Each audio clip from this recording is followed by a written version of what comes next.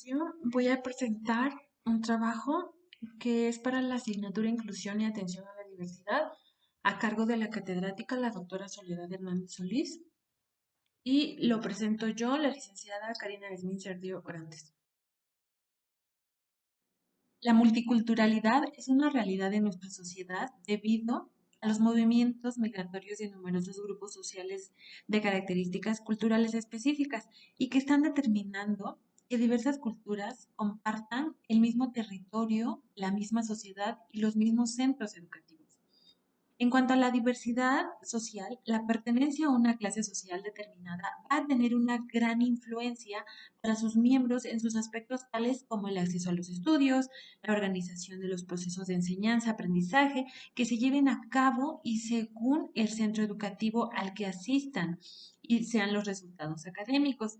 Para la diversidad de sexos, se ha convertido en un elemento de desigualdad y discriminación en muchos contextos en la actualidad.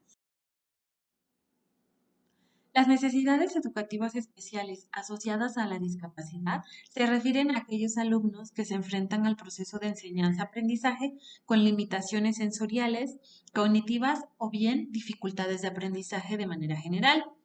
Como nos mencionaba el autor Arnaiz en 1996, si queremos que las escuelas sean inclusivas, es decir, para todos, es imprescindible que los sistemas educativos aseguren que todos los alumnos tengan un acceso a un aprendizaje significativo. En el siguiente diagrama, en el que se ejemplifican los derechos humanos e igualdad de oportunidades dentro del concepto educativo, pues tenemos cuatro premisas. La primera, la atención de las personas con discapacidad y una visión histórica. Bueno, en este aspecto se nos mencionan distintos conceptos y que surge a partir del siglo XVI y XVII, donde se promulgan nuevas leyes a favor de las personas sordas. Em, para el aspecto número dos, que es la integración educativa, bueno, en este punto se nos indica acerca del respeto a las diferencias, que exista una escuela para todos y los principios generales de la integración educativa, que es la normalización, integración, sectorización de las cuales se deriva la escuela residencial, escuela especial, mayor tiempo en el aula especial, clase ordinaria con aula de recursos, clase ordinaria con especialistas itinerantes, clase ordinaria con asistencia consultiva y clase ordinaria, que son todos estos aspectos con los que debería contar una escuela con, que tenga atención a niños con alguna discapacidad. En el punto número 3, detección de niños con necesidades educativas especiales, bueno, pues se requiere seguir un proceso en el cual primeramente tenemos que identificar al alumno, realizarle una evaluación inicial, conocer los datos, el motivo de la evaluación. Para esto, anteriormente ya el docente de grupo tiene que haber informado a la persona especialista que se va a encargar de evaluar al alumno, pues de haber informado cuáles son las características de esta persona, de ese alumno, que nos hacen creer que el niño requiere de algún apoyo extra. Vamos a continuar con una evaluación más profunda, reconocer los antecedentes de desarrollo a través de entrevistas a los padres, al maestro, al alumno. Conocer la situación actual del alumno y la interpretación de los resultados, que en este caso sería interpretación de pruebas psicométricas o las pruebas necesarias que se requieran. Para el punto número 4, las adecuaciones curriculares. Una vez que nosotros ya reconocimos al alumno con necesidades educativas especiales o bien barreras para el aprendizaje y la participación, lo primero que tenemos que hacer es trabajar con el docente para explicarle que ahora tendrá que hacer adecuaciones curriculares dentro de su planeación y que no solamente van a ir dirigidas de manera general para todo el grupo, sino que tiene que haber una especificación para ese alumno y que todas las actividades que los demás alumnos realicen, tiene que realizarla el alumno con alguna barrera, pero obviamente para eso va a existir la adecuación. Conocimiento, el docente debe tener conocimiento de los planes y programas para ahondar en ellos y para reconocer qué es lo que se va a trabajar en un futuro con ese alumno.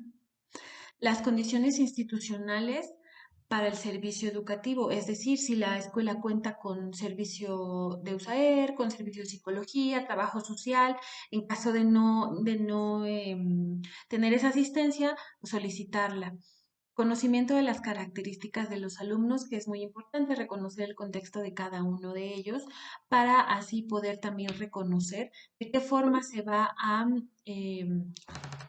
dar a conocer los conocimientos y el aprendizaje. Tipos de adecuaciones, está el de acceso al currículo y el de los elementos del currículo. Todo esto el docente lo tendrá que realizar en sus planeaciones, en su aula, día a día, para poder lograr el aprendizaje esperado de los alumnos. Existe una tipología de 5 concepciones de la inclusión. La primera, la discapacidad y las necesidades educativas especiales. En general se da por descontado que la inclusión se refiere primordialmente a la enseñanza de alumnos con discapacidades y otros que en escuelas ordinarias se catalogan como alumnos con necesidades educativas especiales. Para la segunda, exclusiones disciplinarias, si bien por lo general se relaciona la inclusión con los niños que tienen necesidades educativas especiales, en muchos países también se le vincula estrechamente a la mala conducta. En algunas escuelas, la simple mención de la palabra inclusión provoca en los docentes el temor a que se les pida que acepten un número desproporcionado de alumnos cuya conducta se considera difícil y que pueden haber sido excluidos o expulsados de otras escuelas. Para el tercero, los grupos vulnerables a la exclusión, es cada vez mayor la tendencia a considerar la inclusión en la educación en general como forma de superar la discriminación y la desventaja respecto de un grupo de alumnos que sean vulnerables a las presiones exclusionistas. En algunos países, esta perspectiva más amplia se relaciona con los términos de inclusión social y exclusión social. Para la cuarta, la promoción de una escuela para todos. Como otra corriente de pensamiento sobre la inclusión, está relacionada con el desarrollo de la escuela común para todos y escuela polivalente. En el Reino Unido, por ejemplo, el término de la escuela polivalente se utiliza en el contexto de la enseñanza secundaria y se estableció como reacción a un sistema que anteriormente distribuía a los niños en distintos tipos de escuelas, basándose en los resultados obtenidos a la edad de 11 años y que reforzaba las desigualdades en la clase social. Bueno, para la quinta forma de encarar la educación inclusiva, suele relacionarse casi exclusivamente con los países del sur, en especial aquellos donde la educación no es gratuita ni obligatoria. Las actividades internacionales para promoverla se intensifican tras la primera conferencia mundial sobre educación para todos, celebrada en Tailandia en el año 2000. Esto de acuerdo a la UNESCO. También la aplicación de nuevas prácticas de educación especial generan un tipo de segregación mínima y que se otorga a los docentes una ayuda con especialistas. Sin embargo, desde mi punto de vista y experiencia, al trabajar un especialista con docentes de aula regular, se les empodera, se les encamina y se les orienta en las necesidades que presenten.